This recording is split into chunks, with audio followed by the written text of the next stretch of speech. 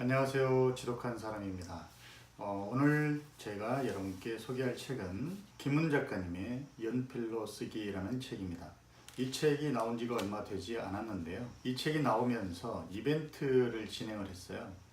전주에 있는 잘 익은 언어들이라는 그 책방에서 이지선 대표께서 이벤트를 공지를 하셔서 제가 그 이벤트에 참여해서 받게 된 책입니다. 책에는 이렇게 안에 김은 작가님이 직접 사인하신 친필 사인이 들어있고요. 그리고 연필 4자루, 책갈피가 이렇게 같이 동봉이 돼서 왔습니다. 이 자리를 빌어서 이지선 대표님 다시 한번 감사드립니다. 제가 김은 작가님의 책들을 참 좋아하는데요. 처음 칼의 노래라는 책을 읽고 굉장히 마음에 와 닿아서 그 다음에 제가 김은 작가님의 책을 쭉 읽었었습니다. 개라는 소설도 있었고요. 공터에서라는 소설, 그리고 산문집으로는 자전거 여행 1, 2가 있었고, 그리고 공무도화가라는 소설도 있었던 것 같습니다. 또 흑산이라는 소설도 있었는데요. 실제 흑산이라는 소설을 읽고 나서 제가 흑산도 여행을 다녀오게 돼서 흑산이라는 책은 또 저에게 또 다른 의미로 다가오기도 했습니다. 그 이후에 이제 읽게 된 책이 바로 연필로 쓰기라는 책인데요. 보통 김은 작가님의 책을 저는 습하고 무겁다라고 표현을 합니다. 아마 작가 본인께서도 그렇게 표현을 했던 것 같기도 한데요. 전체적으로 분위기가 좀 습하고 무겁다. 저는 그렇게 느끼고 있습니다. 어떤 분들은 좀 남성적인 분위기다. 또 어떤 분들은 무겁다, 어둡다 이렇게 표현들을 하는데요. 각자 느끼시는 바는 다 다를 거라고 생각이 듭니다. 아마 습하고 무거운 그런 분위기들이 좀 더 남성적인 어떤 느낌을 주는 거 아닌가 이렇게 생각을 하는데요. 표지와 띠지는 이렇게 되어 있습니다. 앞 표지는 이렇고요. 뒷표지 이렇게 되어 있습니다. 날개 부분에 작가가 소개되어 있는데요. 김은 작가님은 작가 소개를 굉장히 짧게 쓰고 있습니다. 여기서도 마찬가지로 김은 1948년 서울 출생, 2000년까지 여러 직장을 전전, 소설 공터에서 산문 라면을 끓이며 왜 여럿, 이게 답니다. 그러고 보니 라면을 끓이며라는 책도 참 재미있게 읽었던 것 같네요. 뒷표지에는 연필은 내 밥벌이의 도구다. 글자는 나의 실핏줄이다. 연필을 쥐고 글을 쓸 때 나는 내 연필이 구석기 사내의 주먹도끼, 대장장이의 망치, 뱃사공에 노를 담기를 바란다. 지우개 가루가 책상 위에 눈처럼 쌓이면 내 하루는 다 지나갔다. 밤에는 글을 쓰지 말자. 밤에는 밤을 맞자. 라고 해서 앞에 프롤로그에 해당되는 시작이라는 부분에 나와 있는 글을 적어 놓고 있습니다. 띠지를 좀 벗겨보면요. 이렇게 깔끔하게 구성이 되어 있습니다. 띠지에는 이렇게 또 멋진 카피들이 쓰여 있는데요. 나는 겨우 쓴다. 김훈이 원고지에 꾹꾹 눌러 쓴 연필로 쓰기라는 카피가 있고요. 뒷부분은 연필은 나의 삽이다. 지우개는 나의 망설임이다. 라고 되어 있습니다. 참 멋진 표현이 아닌가 싶습니다. 연필은 삽이고 지우개는 나의 망설임이다. 그렇죠? 연필로 먹고 산다는 이야기를 하고 계시는 것 같습니다. 자, 또 표지를 한번 벗겨보면요. 제가 무슨 제품 언박싱 하는 듯한 느낌이 들긴 한데 표지를 벗겨보면 이렇게 되어 있습니다. 연필로 쓰기 적혀 있고요. 네. 작가 본인께서 원고지에 쓰셨던 그 내용 그대로를 아마 표지에 입힌 것 같은데요. 제가 이 겉표지와 띠지를 같이 가지고 다니면서 책을 읽기가 좀 불편해서 이걸 놔두고 이렇게만 책을 들고 다녔는데 이 들고 다니는 책을 보고 사람들이 굉장히 책이 멋있다. 참 특이하게 책이 구성이 되어 있다. 표지가 구성이 되어 있다. 이렇게 이야기를 해서 좀 뿌듯했던 그런 기억이 있습니다. 김은 작가님의 연필로 쓰기 이 책은 여러 편의 산문들이 담겨 있습니다. 이순신 장군에 대한 이야기, 그리고 또 세월호에 대한 이야기도 담겨 있고요. 본인께서 여행을 다닌 이야기, 이승복 어린이와 북한의 리현수에 대한 이야기도 적혀 있습니다. 또 호수공원에서 본인이 보고 느꼈던 일상적인 부분들에 대해서도 쓰여 있고요. 또 친구 본인 상가에 가서 친구들끼리 이야기를 하고 나눴던 것들에 대한 소회에 대한 이야기들도 쓰여 있습니다. 많은 이야기들이 적혀 있는데요. 그리고 우리 이지선 대표님께서 이 책을 보내주시면서 저에게 엽서를 같이 보내주셨어요. 책에 고이 간직하고 있습니다. 제가 이 책에서 좀 재미있게 읽거나 감명 깊게 봤던 부분들을 몇 부분 소개시켜 드리는 것이 이 책을 소개하는 가장 좋은 방법일 것 같아서 한번 살펴보도록 하겠습니다. 우리 김훈 작가님이 일산에서 사시는데 일산 호수공원에 자주 산책을 나가시는 것 같습니다. 그 산책을 나가실 때 항상 메모지를 들고 가시는 것 같아요. 그래서 호수공원에서 보여지는 여러 일상들에 대해서 메모를 하고 그걸 글로 담아내는 것들이 앞부분에 조금 나와 있는데요. 일산 호수공원에 가면 저도 가봐서 알지만 3-3-5 모여서 장기를 두시는 노인분들이 계십니다. 그 노인분들이 나눈 대화를 엿듣고 적어놓으신 글이 있어서 같이 한번 볼까 합니다. 그거 왜 상 잘 쓰는 사람 있잖아. 상으로 난데없이 옆구리 찌르는 사람 말이야. 못 당하지 못 당해. 상 잘 쓰는 사람. 나는 이 사소한 것에 신선함에 놀랐다. 이렇게 기억되는 생애는 얼마나 가벼운가. 그래서 김훈 작가는 이렇게 기억되는 생이 얼마나 가벼운 것인가에 대해서 이야기를 하고 있고요. 상 잘 쓰는 사람은 기억되지만 상 못 쓰는 사람은 기억되지 않는다라고 이렇게 표현을 하고 있습니다. 또 한 부분은 호수공원에서 여성 노인들은 남성 노인들과 어울리지 않고 따로 모여서 수다를 떤다고 합니다.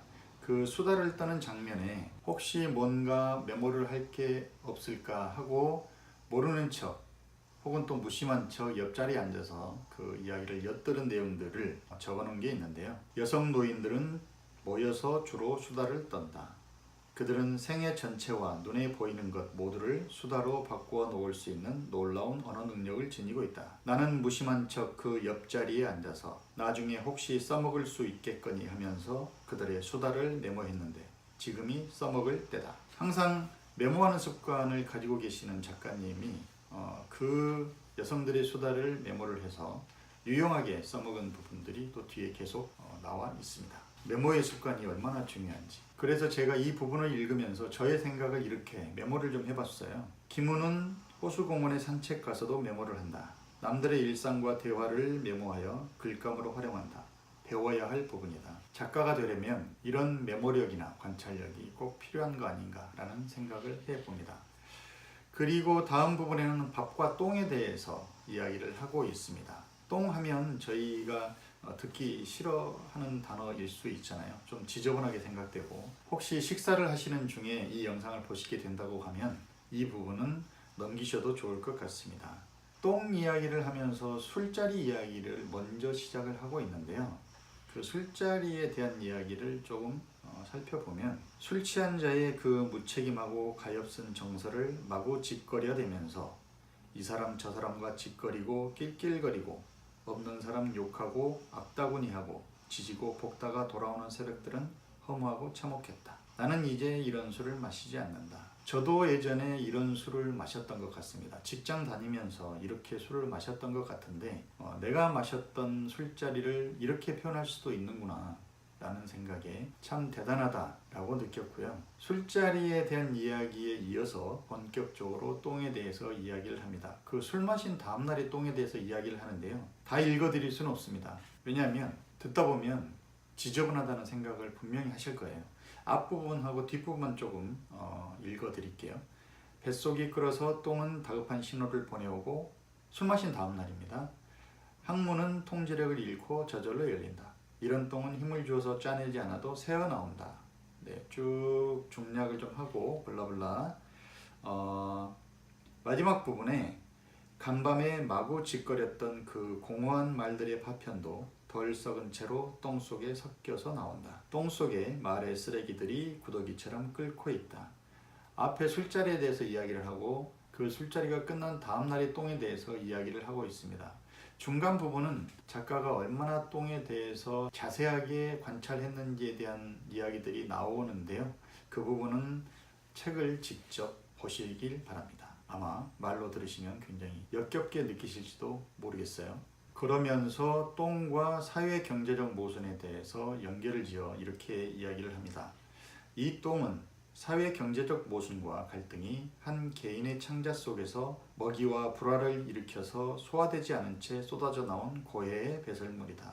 참 똥 하나 가지고도 이렇게 이야기를 풀어낼 수 있다는 게 참 대단한 것 같습니다. 그리고는 이런 사회 경제적 모순의 아픔을 이 젊은이들이 어떻게 받아들이고 있는지 이야기를 하고 있는데요. 지금 동해에서 해가 뜨는 매일 아침마다 이 나라의 수많은 청장년들이 변기에 앉아서 내 젊은 날의 아침처럼 슬픔과 분노의 똥을 누고 있다. 밥에서 똥에 이르는 길은 어둡고 험하다 라고 표현을 하고 있습니다. 여러분은 매일 아침에 환희의 똥을 누시나요? 아니면 슬픔과 분노의 똥을 누고 계시나요? 내가 어떤 똥을 누느냐에 따라서 내가 어떤 삶을 살고 있는지가 가늠이 되는 것 같습니다. 다음은 세월호 3.6기 때 동거차도에서 머물면서 쓰신 글인 것 같은데요.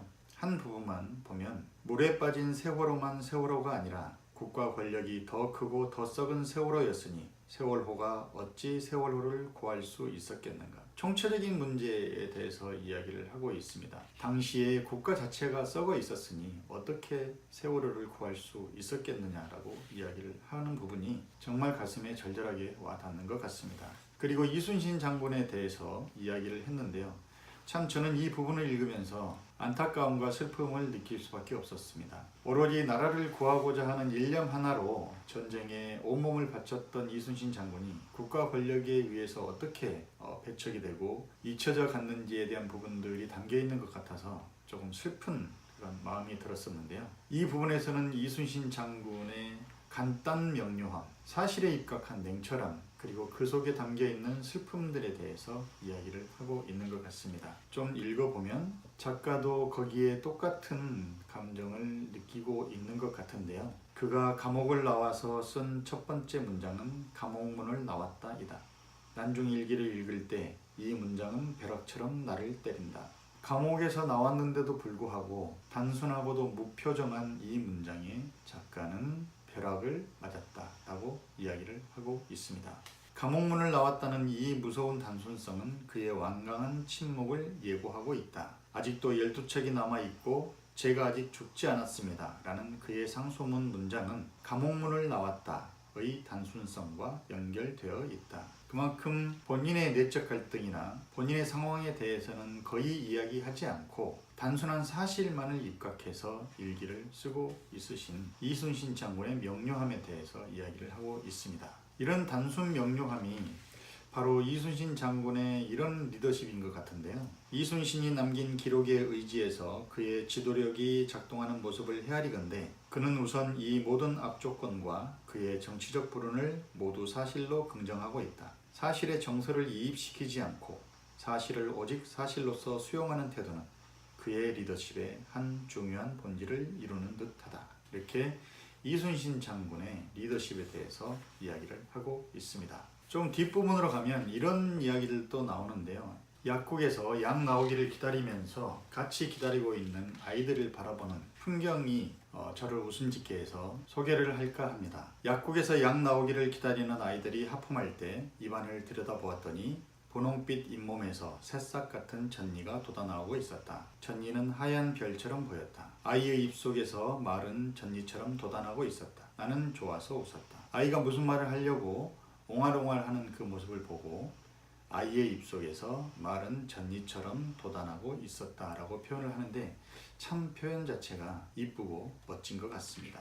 그리고 꽃과 노을이라는 부분에서 일출에 대해서도 이렇게 표현을 하고 계시는데요. 색은 시간에 실려오고 색이 시간과 공간을 이어놓는데 일출하는 동해의 색들은 대낮의 밝음 속으로 소멸했다가 저녁 일몰에 살아난다. 동해의 빛들은 아침에 모이고 서해의 빛들은 저녁에 흩어진다. 일출과 일몰을 이렇게 표현할 수도 있겠구나 감탄을 하게 만드는 문장이 아닌가 생각이 듭니다.